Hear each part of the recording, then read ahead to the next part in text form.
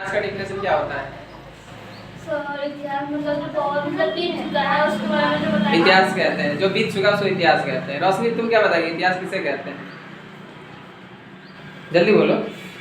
Sir हाँ sir इतिहास से हमारे बीते हुए जीवन के बारे में जानकारी मिलती है। हाँ इतिहास का शाब्दिक अर्थ होता है बिल्कुल सही।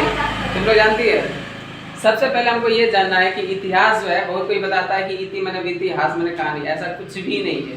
इतिहास का डेफिनेशन, इतिहास जो है बहुत ही महत्वपूर्ण विषय है और इसकी परिभाषा हम ये कह सकते हैं कि मानव इतिहास मानव जीवन की वे घटनाएं या मानव समुदाय के अतीत की वे घटनाएं जिसका लिखित विवरण मतलब उसका प्रमाण यानी साक्ष्य हमारे पास उपलब्ध है उसको इतिहास कहते हैं। उदाहरण के लिए समझिए, इतिहास में महात्मा गांधी के जन्म दिवस को सब कोई जानता है ना? महात्मा गांधी का जन्म कब हुआ? 2 अक्टूबर 1869। हम लोग सब जानते हैं, लेकिन आप क्या बता सकते हैं कि आपके दादाजी का जन्म कब हुआ था? नहीं बता सकते हैं। तो इतिहास उसी को ही कहते हैं, उसी को कहेंगे जिसका हमारे पास लिखित विवरण उपलब्ध है, जिसके बारे में हमारे पास सब कुछ उसका प्रमाण उपलब्ध है। ठीक है ना? और खाली ये कह देंगे कि बीती हुई घटनाओं को इतिहास कहते हैं तो ये कंप्लीट आंसर नहीं है। ठीक है ना? और इतिहास हमारे जीवन में इसलिए महत्वपूर्ण है क्योंकि इतिहास की गलतियों से सीख करके मानव समुदाय जो है मानव ने विकास करना शुरू किया। ठीक है? जैसे कि धतूरे के पत्ते में जहर होता है, ये हर कोई जानते हैं ना? तो कोई जरूर एक बार उसको खा करके अधमरा हो गया होगा या मर गया होगा, तब ना हम लोग सीखे कि इसको नहीं खाना चाहिए। हम लोग अभी सभी जितने जहरीले जीव हैं सबको पहचान जाते हैं कि बिच्छू डंक मार सकता है। तो शुरू में तो कोई इंसान रहा होगा जिसको ये परेशानी हुई होगी, तब उससे हम लोग सबक लेकर के आगे बढ़ रहे हैं, है ना?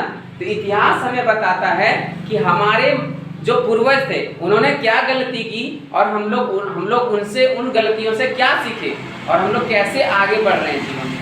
ये हमारा इतिहास है। समझ में आया? इतिहास को 3 भागों में बांटा गया है। कितने भागों में? 3 भागों में। एक प्राचीन काल का इतिहास, एक मध्यकाल का इतिहास और एक आधुनिक काल का इतिहास। ठीक है? विश्व इतिहास को भी देखेंगे तो वही 3 भागों में बंटा हुआ है और भारत के इतिहास को भी देखेंगे तो हम लोग वही 3 भाग पढ़ेंगे। क्या क्या? सबसे पहले प्राचीन भारत का इतिहास, मध्यकालीन भारत का इतिहास और आधुनिक भारत का इतिहास। वर्तमान में जो NCERT या JCERT की जो पुस्तकें चलती है क्लास 6, 7 और 8, 6 में पढ़ाया जाता है प्राचीन भारत का इतिहास, 7 में पढ़ाया जाता है मध्यकालीन भारत का इतिहास और 8 में पढ़ाया जाता है आधुनिक भारत का इतिहास। लेकिन हम लोग जो क्लास 11th में पढ़ेंगे वो होगा हमारा विश्व का इतिहास। कौन सा इतिहास हम लोग पढ़ रहे हैं? विश्व का इतिहास। और जब हम लोग फिर 12th में चले जाएंगे उसमें हम लोग पढ़ेंगे भारत में जो 3 इतिहास है, भारत का जो 3 इतिहास का कालखंड है, प्राचीन भारत का इतिहास भी इसमें पढ़ना है, मध्यकालीन भारत का इतिहास भी पढ़ना है और आधुनिक भारत का भी इतिहास पढ़ना है। मतलब ये हुआ कि क्लास 12th में जो हम लोग इतिहास पढ़ेंगे उसको 3 भागों में बांटा गया। कितने भागों में? 3 खंडों में बांटा गया, 3 भागों में बांटा गया है। प्राचीन भारत का इतिहास, मध्यकालीन भारत का इतिहास और आधुनिक भारत का इतिहास। ठीक है ना? तो अभी हम लोग फिलहाल कौन क्लास में है? 11th में है। तो 11th में जब हम लोग हिस्ट्री का स्टार्ट करेंगे तो सबसे पहले समझेंगे इतिहास है क्या। ठीक है? इसका डेफिनेशन लिखिए।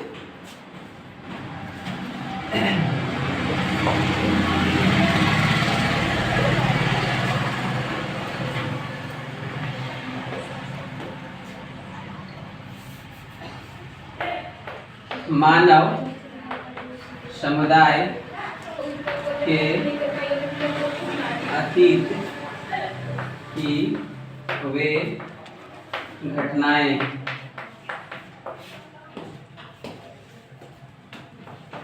जिनका लिखित विवरण या साक्ष्य उपलब्ध है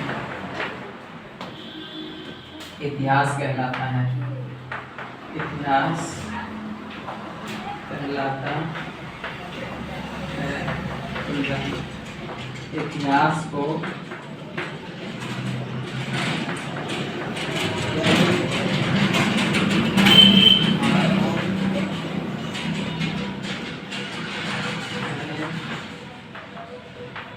क्या गया है। प्राचीन काल का इतिहास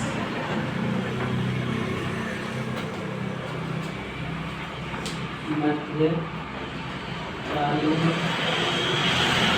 इतिहास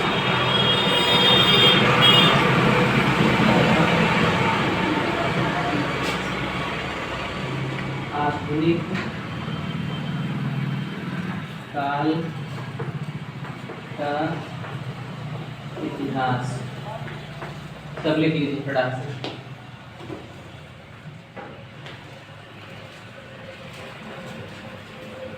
सबको समझ में आ गया डिफिनेशन? यस सबको एक साथ मिल गया था ना, चलिए